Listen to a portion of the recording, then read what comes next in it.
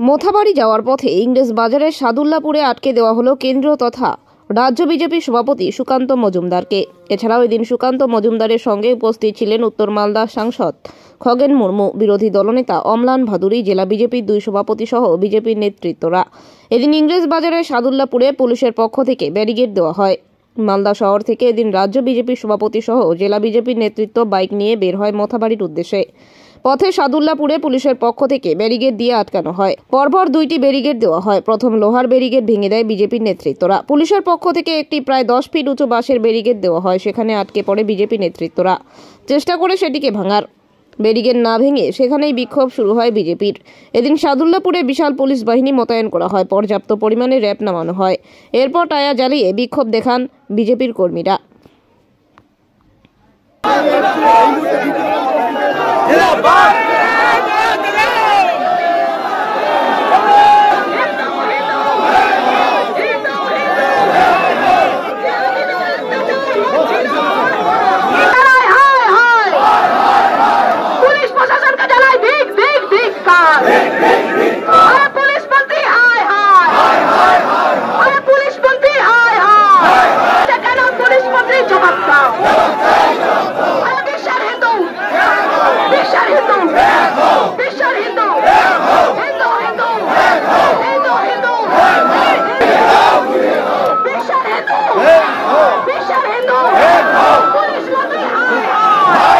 আমাদের মাঝে উপস্থিত আছেন আমাদের নৌকো নেতা, যিনি কুচবিহার থেকে সুন্দরবন পর্যন্ত পুরো পুলিশ বাংলায় তো বাংলা না হিন্দি মানুষের পাশে থেকে মানুষের কাজ করে। এই পুলিশ সম্পূর্ণরূপে মমতা বন্দ্যোপাধ্যায়ের নির্দেশে জিহাদি পুলিশে পরিণত হয়েছে এবং এই পুলিশকে যখন আমরা এসে বললাম যে কেউ যাবে না, আমি একা যাব, একা গেলে 144 ধারা 163 ধারা কোনোভাবে উল্লঙ্ঘন হয় না। 5 জন অব্দি আপনি ঘুরতে পারেন, 5 জনের বেশি হলে আপনি 144 ধারা ব্রেক হয়, কিন্তু এই পুলিশ রাজি হয়নি।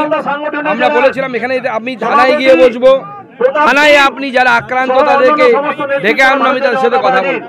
কিন্তু এই পুলিশ মমতা বন্দ্যোপাধ্যায়ের নির্দেশে এবং এখানকার বিধায়িকা যিনি আছেন সাবিনা ইয়াসমিন, এই সাবিনা ইয়াসমিন তার নির্দেশে এই ধরনের কাজ করছে এবং হিন্দুদের উপর যে ধরনের অ্যাটাক হয়েছে, সেদিন যদি এই পুলিশ এই কাজ করতো, এত বড় ব্যারিকেড লাগাতো, তাহলে আজকে আমাদের এখানে আসার প্রয়োজন থাকতো না। দেখুন আমরা দেখেছি, আপনারাও দেখুন সিভিক ভলেন্টিয়ারদের মাথায় হেলমেট, হাতে লাঠি নিয়ে ঘুরে বেড়াচ্ছে সিভিক ভলেন্টিয়ার। যেখানে কলকাতা হাইকোর্টের স্ট্যান্ডিং নির্দেশ আছে, ভার্ডিক্ট আছে যে সিভিক ভলেন্টিয়ারদেরকে কোনোভাবে ল অ্যান্ড অর্ডার মেনটেনের কাজে ব্যবহার করা যাবে না। সিভিক ভলেন্টিয়ার লাঠি চার্জ করতে পারে না, হাতে লাঠি থাকতে পারে না। আজকে সেই সিভিক ভলেন্টিয়ারদেরকে লাঠি দিয়ে দাঁড় করে দেওয়া হয়েছে। উদ্দেশ্য একটাই, সুযোগ পেলে বিজেপি কর্মী সমর্থকদের উপর হিন্দুদের উপর আক্রমণ করা, হিন্দুদেরকে মারা। এই পুলিশ রাতে গিয়ে কোথাবাড়ি থেকে 10 কিলোমিটার দূরে হিন্দু ঘোষেদের যে গ্রাম আছে, সেই গ্রামে গিয়ে তারা সেখানে বাড়ির পুরুষদেরকে তুলে আনছে। বাড়ির পুরুষ মহিলারাকে বাড়িতে থাকতে পারছে না, রাত্রি 2টোর সময় মহিলাদেরকে গিয়ে অত্যাচার করছে পুলিশ। আমরা এর বিরুদ্ধে মহিলা কমিশনকে জানাতে বলেছি, মহিলাদেরকে আমরা এই পুলিশকে উপযুক্ত শিক্ষা দেব। চলবে আগামী আন্দোলন।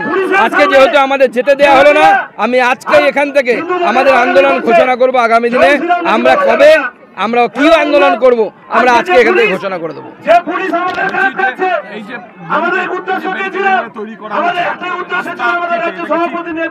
সম্পূর্ণভাবে অগণতান্ত্রিক। দেখুন রাস্তা স্ট্রেট হাইওয়ে গর্ত খুঁড়ে সেই রাস্তা তৈরি করেছে, সেই ব্যারিকেড তৈরি করেছে। যে রাস্তা এত জনগণের পয়সায় কষ্টে তৈরি করে, সেই রাস্তা খুঁড়ে এইভাবে ব্যারিকেড তৈরি করা হয়েছে। যে ব্যারিকেড দেখে মনে হচ্ছে নতুন বাংলার নতুন জেহাদি তিতুমির, সেই তিতুমির বাঁশের কেল্লা তৈরি করেছে মনে হচ্ছে মমতা বন্দ্যোপাধ্যায়ের পুলিশ, অপদার্থ পুলিশ এবং জেহাদি পুলিশ। আমাদের আন্দোলন চলবে, আগামী দিনেও আমরা আন্দোলন করব। আমি এখান থেকে ঘোষণা করব যে আমাদের আগামী দিনে আন্দোলন মালদাতে কবে হবে।